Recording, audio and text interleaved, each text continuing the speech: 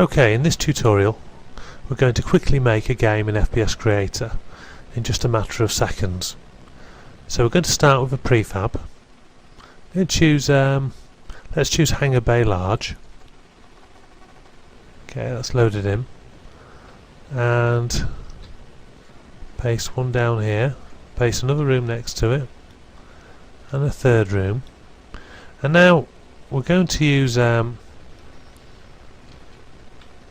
what are called segments. So we're going to pick the segment used in that room and start drawing segments here. You can see that FPS Creator works out the walling. Now we've just taken the wall out here, so we can press M, rotate, and place a wall down there. This last room is going to be the win room that we have to get to complete the level.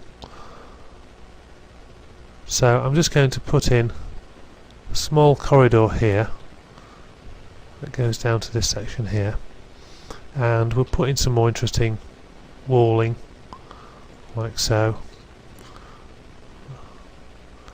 Okay, now if we go up and down the level, we can see that the prefabs already have walling up and down the level, but we've only placed this at this level, and we're just going to put a ceiling on top of here. So press F for floor. I've gone into that. Right click, delete what I've done. Zoom down again. And we've put a floor there. So we go down lower, we can see inside. Zoom up, we can see that the ceiling's on. Okay, so there we've used both prefabs and what are called segments to build this very simple level. We're going to use a marker to tell FPS Creator where the player will begin, and we're going to begin in this corner here. And okay, these rooms are empty, there's nothing interesting in them at the moment, so we go to entities, add a new entity. We're going to add some furniture. Okay, so let's have a look around. We've got some interesting computer units here. Zoom in. We'll make this a computer room, and the green blob tells FPS Creator that this object is dynamic, which means if you run into it you can push it over. Okay, so we get some crates. These are dynamic as well, like so. But you might not want everything to be dynamic. Let's take this generator. You might just want that to always be static and never move. 4 of those are along there. Let's have some tables. Okay, let's have this one here. Okay, we'll make that one static. Put that there. And on top of that table, we're going to have a gun. So the player's going to have to find this gun. It's quite obvious where it is, and maybe some ammo as well. Have that lying around on the floor. Okay, so we've got the player start position, an interesting room that I've quickly created.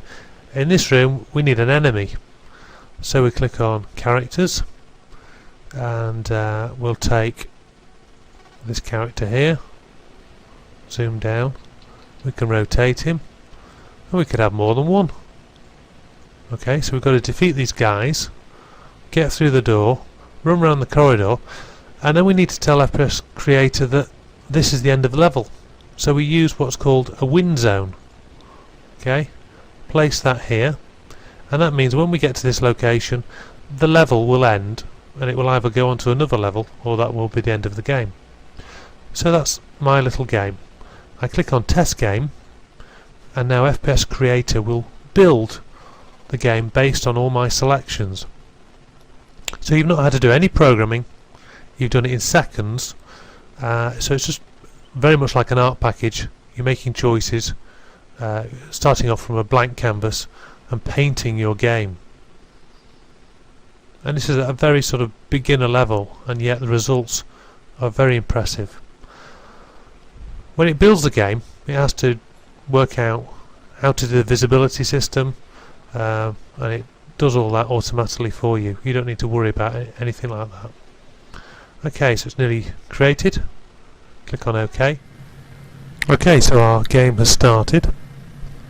This is the room that the player begins in, and here's the first door. It opens automatically, and here are the crates that were dynamic, so we can move them as well as these. Press T, we can pick a box up, right click, drop it, T, and throw. Generators,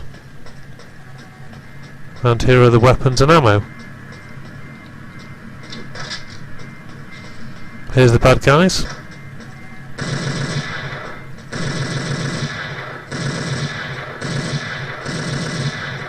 They're not very intelligent at the moment.